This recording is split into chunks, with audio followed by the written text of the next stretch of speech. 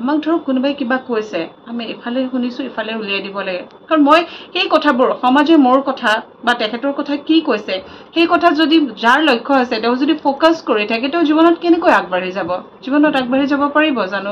সেই কথাখিনি শুনি শুনি আজি সমাজে মোৰ কথা বেয়াকৈ কৈছে, সেই কথাকে শুনি যদি মই ডিপ্ৰেছ হৈ ঘৰত বহি থাকোঁ, মই জীৱনত কেনেকৈ আগবাঢ়ি যাম? কলাগুৰু বিষ্ণুপ্ৰসাদ ৰাভাদেৱে কৈছিল যে সংগ্ৰাম অবিহনে জীৱনত কেতিয়াও আমি জয়ী হ'ব নোৱাৰোঁ।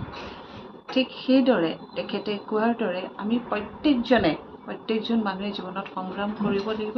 সংগ্ৰাম অবিহনে আমি কেতিয়াও জীয়াই থাকিব নোৱাৰোঁ বা আগবাঢ়ি যাব নোৱাৰোঁ।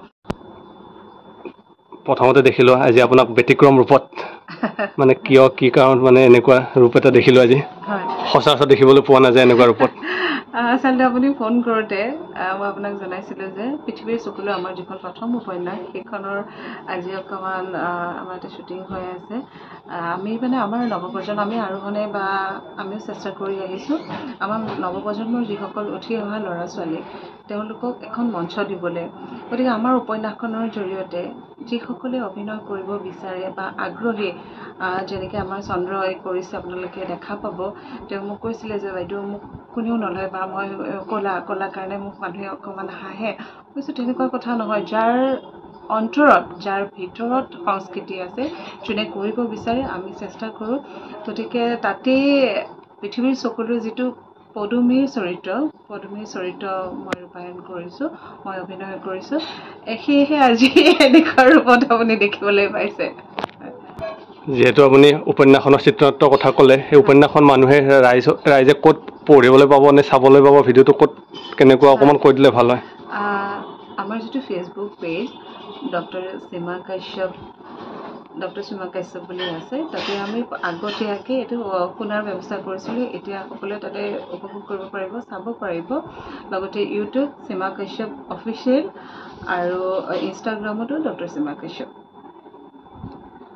কেনে পালে আমিনো নৱপ্ৰজন্মৰ ল'ৰা ছোৱালীক অকণ আগবঢ়াই নিব পাৰিছিলে নে আপোনালোকে জনাব। হয়, কলাগুৰু বিষ্ণুপ্ৰসাদ ৰাভাদেৱৰ আজি মৃত্যুবাৰ্ষিকীত তেখেতলৈ শ্ৰদ্ধাঞ্জলি জ্ঞাপন কৰিছোঁ। তেখেত একাধাৰে এগৰাকী সাংস্কৃতিকবিদ, সমাজকৰ্মী, চিত্ৰকৰ, নাট্যকাৰ, কবি, সাহিত্যিক, সংগঠক, ৰাজনীতিবিদ। তেখেতে চেষ্টা কৰিছিলে আমাৰ সহজ সৰল যিসকল বুজা মানুহ, সাধাৰণ মানুহ, হালোৱা মানুহ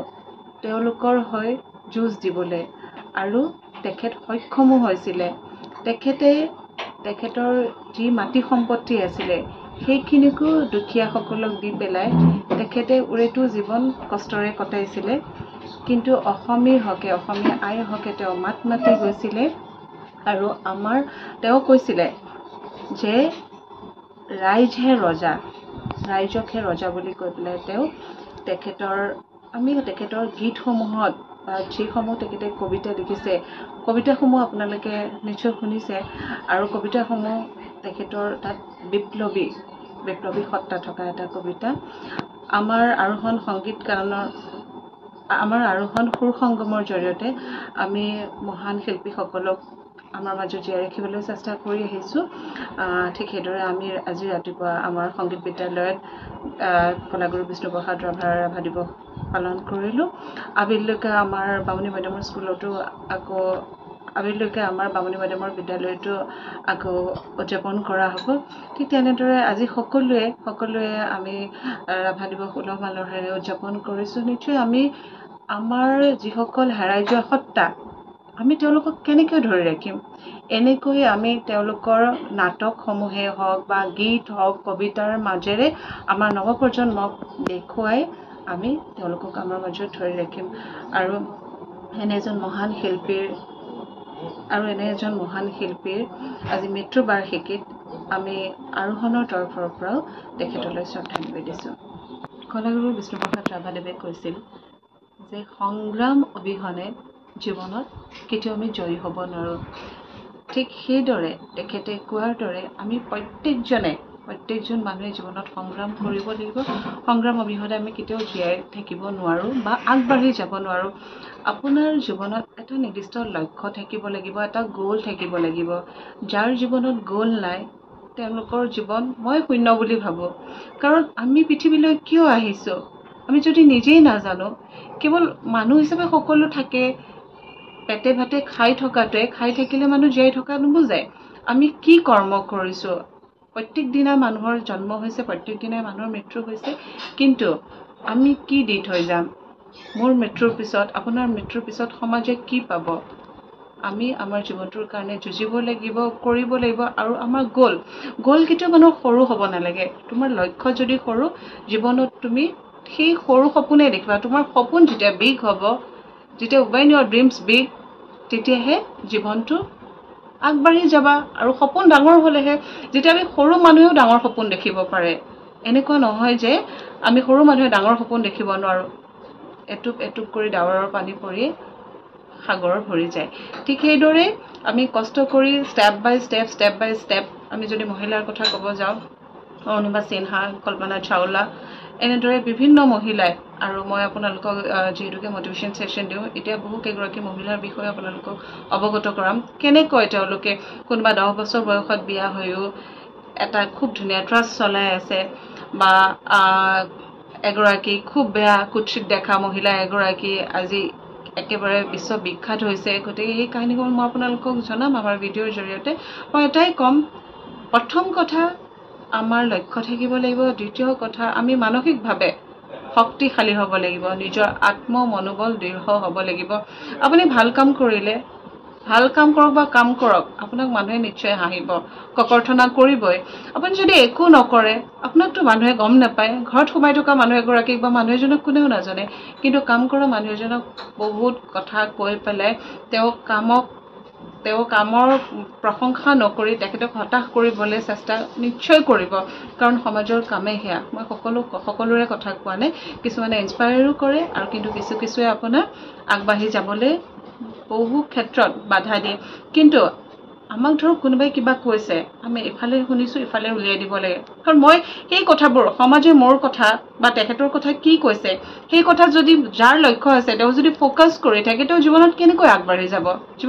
যাব পাৰিব জানো সেই কথাখিনি শুনি আজি সমাজে মোৰ কথা বেয়াকে কৈছে সেই কথাকে শুনি যদি মই ডিপ্ৰেছ হৈ ঘৰত বহি থাকো মই জীৱনত কেনেকৈ আগবাঢ়ি যাম গতিকে আমাৰ প্ৰত্যেকৰে জীৱনৰ প্ৰথম কথা মই শিক্ষাৰ্থীসকলকো তোমালোকৰ জীৱনৰ লক্ষ্য তোমালোকে নিৰ্ধাৰণ কৰা আৰু নিজৰ আত্ম মনোবল বৃদ্ধি কৰা আৰু সেলফ লাভ থাকিব লাগিব হাজাৰ মানুহে তোমাক বেয়া পাওক কিন্তু তুমি তোমাক ভাল পাব লাগিব নিজক ভাল পালেহে আমি জীৱনটো আগবঢ়াই নিব পাৰিম মই মোৰ কথা কৈছো সকলোৰে মন্তব্য বেলেগো হ'ব পাৰে গতিকে বিশেষকৈ মই শিক্ষাৰ্থীসকলকে কওঁ তোমালোকে নিজৰ জীৱনৰ এটা উদ্দেশ্য ৰাখা যে মই কিয় আহিছো কি হ'ম কিয় থাকিম মানে আগতে আমাৰ ঘৰৰ পৰিৱেশবোৰ এনেকুৱা আছিলে আমি শুৱাৰ পৰা উঠিয়ে ভগৱানৰ নাম লৈছিলো আমাৰ মা দেউতাই শিকাইছিলে শুৱাৰ পৰা উঠি আমি গা পা ধুই ভগৱানৰ নাম ল'ব লাগে আজিকালি শুৱাৰ পৰা উঠি আমি মোবাইলটো চুবলৈ পাওঁ মোবাইলটো মই বেয়া বুলি কোৱা নাই যদিও তাতে যে সদায় ভাল আমি মোবাইলটো চাই পেলাই আপুনি শুৱাৰ পৰা উঠি হত্যা হিংসাই দেখা পায় আমি যদি ৰাতিপুৱা উঠিয়ে ভগৱানক প্ৰে কৰি পেলাই যে আজি মোৰ দিনটো সুকলমে পাৰ হওক মোৰ লগত যিসকল মানুহ আছে সকলোৰে দিনটো ভাল হওক সকলোৱে ভালে থাকক প্ৰভু আমিতো এনেকৈ ধৰণে আজিকালি প্ৰে খুব কম মানুহেহে কৰে আধ্যাত্মিকতা নোহোৱা হৈছে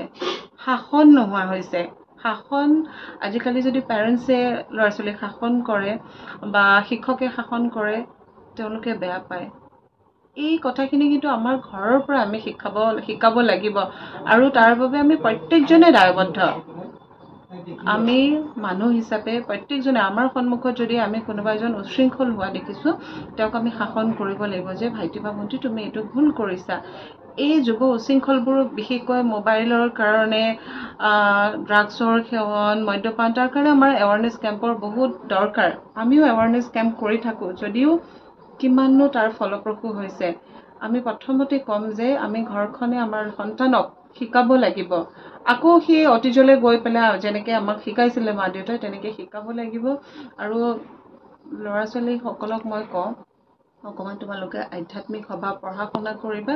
মোবাইলটোত এনি টাইম লাগি নাথাকি খেলা ধূলাও কৰিবা আমি আমাৰ ল'ৰা ছোৱালী আগতে জইণ্ট ফেমিলি আছিলে এতিয়া ফেমিলি সৰু হ'ল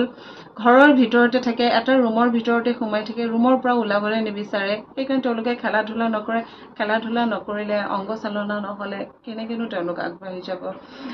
গতিকে তাৰ বাবে আমাৰ সকলোৰে আমি সামাজিক প্ৰাণী হিচাপে সকলোৰে দায়বদ্ধতা আছে আমি আমাৰ সন্তানক ভালকৈ ভাল মানুহ হ'বলৈ এজন মানুহ হ'বলৈ আমি যে বিচাৰো আমাৰ ল'ৰা ছোৱালী টপাৰ হওক খুব এজন ভাল মানুহ হওক ডাঙৰ ইঞ্জিনিয়াৰ হওক ডক্টৰ হওক কিন্তু কোনেও নকয় যে